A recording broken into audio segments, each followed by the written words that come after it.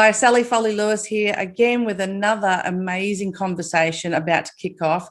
I am with Jeremy Fleming, who is the Managing Director of Stagekings, and we are going to talk all things self-leadership. So thanks for joining me, Jeremy. Thanks for having me, Sally. It's great to chat. Yeah, so tell me, who or what is a Stage King? Stagekings is a company I started 6 years ago with my wife, and with the aim of building stages, decorated stages in Australia. So similar to the stages you see throughout Europe and America, and the idea was to bring these stages that are more of an experience themselves. Than just the acts that are on them. So, stuff like Edinburgh Military Tattoo, we built a replica castle for that here in Sydney, and Shakespeare's Pop-Up Globe Theatre we've built 3 times. And then the stages that we build for festivals are stuff like dragons and lions and really, really wild stuff. Oh, sounds incredibly creative and fun. It is, yeah, it is. It's really great and varied, and nothing we ever do is the same. So it keeps everyone very interested. Oh, that's really cool. That's really cool. So, look, we'll put the link to Stagekings down below. So that's for sure. And people can. Is there a portfolio on there? Are there photos and things to see? There's plenty of photos on there. Yeah, absolutely. Good stuff. Can you tell I'm half visual? Like that's. Yeah. But I've got this creative imagination of what people might be able to see when they have a look. So that's really cool. So interesting though, we are in 2021 now, and I've got this, again, an imagination that 2020 might not have been a great year, but and we'll jump into that, and I'd love to get your insights and experiences from that. So before we do that though, what's self-leadership to you? Self-leadership is, look, it really, I like to describe it as sort of extreme ownership. I follow a guy named Jocko Willink, an ex-Navy SEAL, and he's got a book called Extreme Ownership, and I give it to all of our staff. And it's about taking the responsibility and ownership in everything that you do. And I think that's sort of a big part of it, is that it's really having that ownership. And it's not just at the management level, it's right throughout the organization. We try to promote that with all of the guys. And so it's really, the guys that are doing dispatch, that they own that process, and they feel that responsibility for that. And I think that's a big part of it. I love that. And I love extreme ownership. I think that's really cool. And I'll also put a link to the book as well with this, because I think that sounds like a good book to follow up on. It is, yeah. It's a good one. Yeah. And the fact that you give it to your staff, I think, is a huge thing, that it sets the scene and sets the tone for the team then, doesn't it? It does. And everyone, it's I'll talk about it a bit later as well. That when another thing that Jocko says is, when everything's going bad, that's a good thing, because something good's going to come out of it. It gives you the opportunity to learn and work through it. And you need that ownership in everything you're doing for the whole team to then look for that. And it's the way we operate. Yeah, definitely. I love that. So when you think about aspects of leadership like courage, or being able to influence the team, or maybe just even a sense of confidence, where do they line up with self-leadership for you? Look, I think there's an element of courage in owning your own business. We're a small family business, and so we, you've got to, you put it all on the line. And so if you were too risk averse, then it might be you don't do anything with it. But so there's certainly an element of courage. But for me, it's about leading from the front. I started doing the jobs that everyone in the business is. I've done everything in the business, and now we've got a bunch of people that do those. And so I think that people will understand that that I lead from the front, and Yeah, you're prepared to. Well, yes, if you've grown the business, then you've from every aspect and every corner, you understand it and you're aware of it. Do you think that gives you more power in being, because you've been in those roles, when it comes to needing to influence your team? Do you think you've got more ability to influence or more confidence to influence because you've been in those roles, or it's not really that related? Look, I think it is at our level. I think because I know how the stages are built, I know exactly the intricacies of how it all goes together. People understand that I know that, and that's that. It gets to a level though as well, and that's sort of two-sided. It gets to a level where I can't be bothered by every small decision that needs to happen. So we've kind of gone through that stage as well, where I can't have every single person now in the organisation calling and asking these simple questions. So we've really tried to set up the organisation so that doesn't happen anymore. Yeah, so that sounds like delegating has stepped into the play, and then you not bottlenecking. So, and it's funny you just mentioned that. When I deal with a lot of managers, delegation and self leadership tend to come up in the conversation, and I think there's a link because you've got to understand the role enough. You've also got to understand yourself enough to be hands off. And be able to balance the hands off with supporting and not being the bottleneck, putting your ego in check, being confident in yourself and others, and it certainly is a balancing act. I think that's the best way to describe it, I guess. Yeah, absolutely. And you mentioned keeping your ego in check. That's a very big part of it. And, I think it'd be very easy. And I think I've even fallen into this from time to time, where you find it hard to delegate because you think that, the decision you're going to make is going to be better. But at the end of the day, it's too much, and it becomes a bottleneck, and it becomes an issue in the business. Yeah. And it's your baby, when you're the owner of a business, it might be slightly different inside a large, big corporate, maybe, depends how long you've been there and how passionate you are about it. But I think it's more obvious when it is your business and you've got to hand your baby over. That's right. Yeah, it is. So trust comes into play then, doesn't it? Yeah, you need to have good people. And we certainly have that. Yeah. Oh, that's great. Yeah. So, let's jump into that. So, maybe it was COVID. I'm in my head, COVID's probably the biggest and most obvious, but maybe there's something else that happened that, really knocked you for six. So, and if you want to share that, that's fine. I guess the key of this is, what did you do to reignite your self-leadership, and what are the lessons you learned from it? And I'd love to know that. Yeah, well, look, COVID really knocked us around, but it kind of started pre-COVID. We working in events and building music festival stages it's kind of risky as well. And we, in the lead up to COVID, we had a couple of companies go under, owing us money. We also invested in a large stage that is a great stage, but then COVID hit, and so we came into COVID sort of on the back foot, and COVID then came and wiped out everything else. So we really were behind the eight ball, and so COVID we lost every bit of income we had for the foreseeable future at the start of COVID. Millions of dollars worth of projects cancelled. The whole event industry was wound up really with the ban on public gatherings, and so we needed to find another source of income, and we needed to find something that was going to get us through.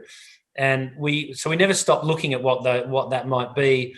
Yeah, we had to lay off all of our staff. We came back to just myself and our head of production, Mick. And what we did, we worked through designing up temporary waiting rooms for hospitals and testing facilities we could pop up in car parks. And we did a lot of work on a bunch of different things that we thought might be an option in the new world. And I think the event industry went very early. I think really it was events and travel were probably the first two industries that got hit. And so it was a bit before everything else. When I rang our real estate agent to ask if there was an option for reduced rent, he didn't even know anything was going on at the time. And so that was on the 15th of March or something last year. And so he had no idea. And then we were talking to the banks and doing everything we could to reduce our outgoings. But we worked out we could only last a few months with no income and at a push.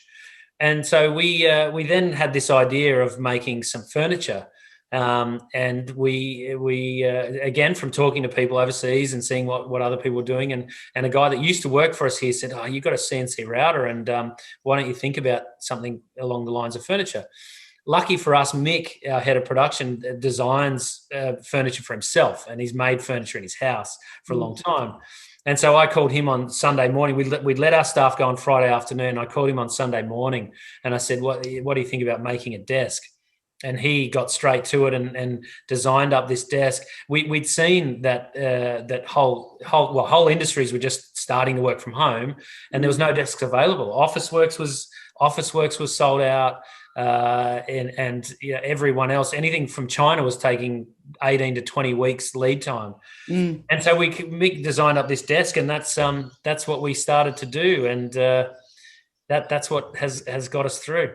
Wow! So out of the the devastation comes innovation, I guess, and backed by an already high level of creativity, I imagine, in play. So well done. Yeah. It was funny you say the 15th of March, because I was standing on a stage the 15th of March. Right. I was being awarded I'm a professional speaker, and being awarded professional, breakthrough speaker of the year. I just stood there and went, yeah. That's not going to happen for a while. One of the last people on stage. Well done. Yeah, so I understand your industry. I'm sort of got a foot in your industry, and I've never seen a room of 170 people go, especially speakers, go very quiet, looking at their phones, just watching. Yeah. So I totally get it. But I love that, I'm sorry. I'm so sorry, because I've heard all these stories where you've had to let people go, and it's terrible, and it is beyond your control in so many ways. But I love that the creativity and some innovation, and we're not going to give up, and outcomes, are serving and filling a need that was obviously there in the market. So that's really cool. Yeah, cheers. And we let the guys go. And I should quickly add that we started to make these desks on the Monday after we let them go on Friday. And my wife, Tabitha, the other director in the company, put together an e-commerce site very quickly on Monday evening. And we took photos, and we're on sale on Tuesday. So by Wednesday, I'd actually called everyone back. Because we were selling so many desks. So and we called all of our guys back, and it ramped up so quickly. We got a lot of followers on social media and a lot of support for the idea. And we actually put 70 new staff on during COVID. So we actually ramped right up for this new furniture business we started. Wow. Gosh, congratulations and well done. And I think it's a story that probably most people would love to hear, and to know that, it's inspirational. There are things that can be done. So what's the lessons out of this for you? Wow, we've taken a lot of lessons. The first one is not to put all of your eggs in one basket in business, and have one pillar of income.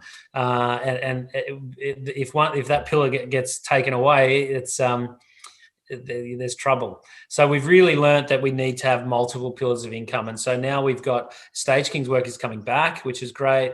We now have ISO King, the furniture business, which is also going great.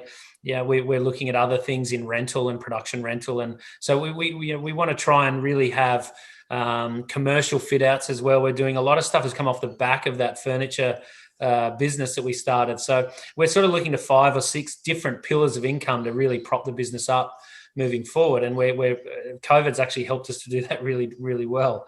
Yeah. So we're fortunate there. So that's one thing. And the other thing is that we really learned from doing it is, if you have an idea, to go for it, and really not to overanalyze and overthink it.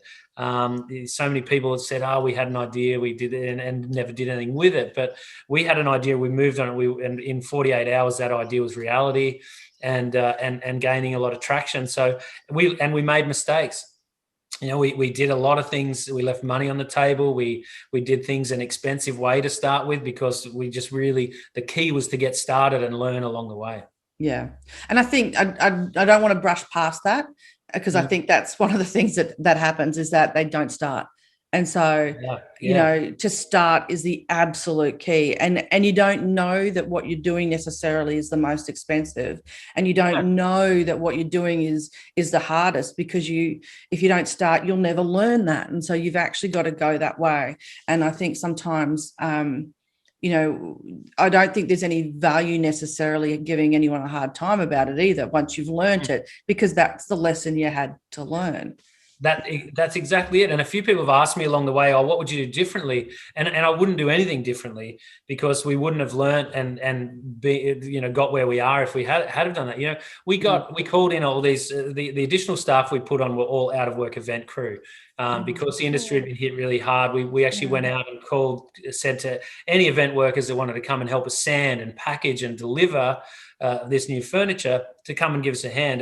And that's an expensive way to do it. We had roadies delivering desks to people. So, they'd pull up in their cars in the morning, we'd load their cars up and they'd go and deliver them, which was a great part of the story, but not cheap. And but that we did that way. We've changed our e-commerce site a couple of times. The first one we did was a very quick add-on to our Squarespace page, and now we have a great Shopify site, which has taken a lot of changes to get to where we're at. We now use Ship It to deliver, which is another great dispatch sort of method, and we changed a lot, but we've learned. Yeah. So how do you think that's impacted your own self-leadership? Look, how's it impacted? I don't think I've changed too much. I think it really, the big thing that I'm really focusing on now is not trying to do too much myself. And like I mentioned earlier, I think that's been a bottleneck along the way. Even when ISO King started, I jumped headfirst into that and sort of ran from the front. Now that it's both businesses are up and running really well, we've got both businesses are very busy. I need to sort of step back, let the guys run it. One of the benefits out of pulling all these event workers in was that we got the cream of the crop. All these amazing guys that have been working elsewhere pre-COVID came over, and they're sticking around. So the caliber of people we've got in the businesses is amazing. So I need to trust them and let them go. Yeah, I love it. So I know that the COVID situation, I mean, you as you said, you had to let people go on the Friday and then get them all back on the Wednesday. But and this may not align with maybe there's some other situation that this makes more sense with. But how do you fire up your team's self-leadership? Like, how do you get them to think about their own self-leadership and step up into it? Look, I think it comes back to that, giving them some ownership, giving them the ownership of what they're doing. They need to feel that they're a real part of it. I think if leaders that sort of dictate and tell everyone every step of what they're doing, that's not a good way to go. And so I really think that giving them a bit of freedom to come up with their own methods, to work through the processes. One of our set builders became our head of dispatch and created these processes around dispatch we ran jumped them around, and but at the end of the day, he feels really connected with that and a lot of ownership of it, and so I think that's the best way there. I love it. And have you given all the new staff the book, Extreme Ownership, yet? Yeah. Have you had do you have a conversation with the staff about it? Yeah, we do.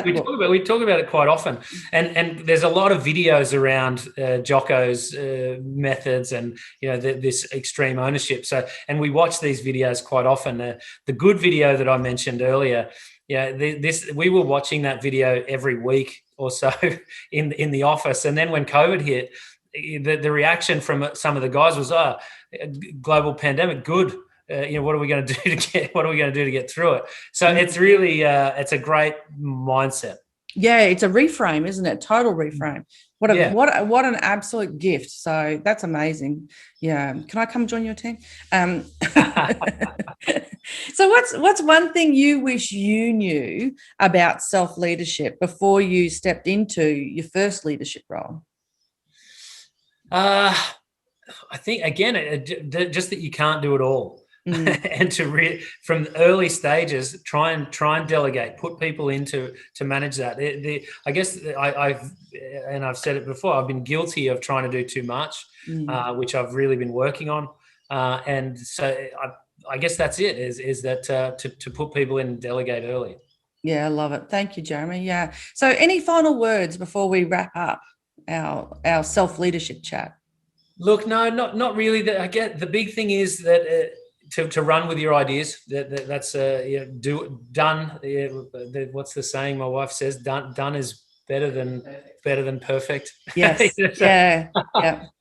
That's a great one. And look, another thing that really that helped us to get to where we are is we decided we were going to give back when this all happened, and so we gave back by bringing in event crew.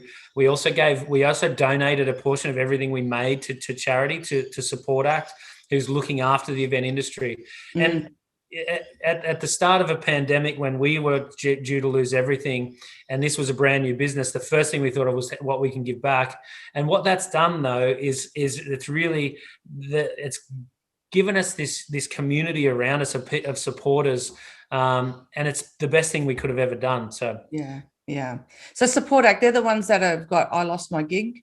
Correct. Yeah, exactly. Yeah. But they have these crisis relief grants that they give to event workers and live event workers. A lot of those guys fall through the government safety net. They didn't get JobKeeper because there's a lot of freelance and casuals. So yeah, didn't qualify. They've done a great job. Yeah. Well, that warms my heart. I'll always give a high five to anyone who gives back and can see an opportunity. And I love that you reached out to the events industry and said, if, it's not your, it might not be necessarily an event job, but it's a job. And I understand that sometimes that's the cost that's the cost of giving back. You said it wasn't the most, it wasn't the cheapest way, but if you had a roadie delivering a piece of furniture, but that's a job. There's more of a return. It's not financial, but the return is much bigger. Exactly. And what it's done for us is now that Stagekings is coming back and events are coming back, we're at the front of everyone's mind. And so I think long term, it's going to by far outweigh the savings we would have made. Yeah. So there's a model that I'm working on at the moment that around self-leadership where there's this piece between operating in your values, speaking up and using your voice and making sure you're also visible. And so that blend between value, voice and visibility, I think, is where, your value shone through by bringing on people from the events industry and to still bring back people as fast as you could. Your voice, you spoke up, you got on with it, you said yes to doing something, and then you got really visible by putting all the collateral around it. And I think what that does is it gives Stagekings and ISO Kings, a positive image out there in the world, but also you got to look at it from our own self-image, is that we should be feeling good about ourselves for what we did. And also you get to operate with integrity and you perceive that you've got integrity as well, which I think is really huge. Yeah, absolutely. Yeah, well done. So thank you. And thank you for coming on the Spark Self-Leadership series. I really appreciate your time, Jeremy, and thank you. Pleasure. Thanks so much for having me, Sally. Thanks. And that's another episode in the Spark Self-Leadership video series. And wait for the next one. Bye for now.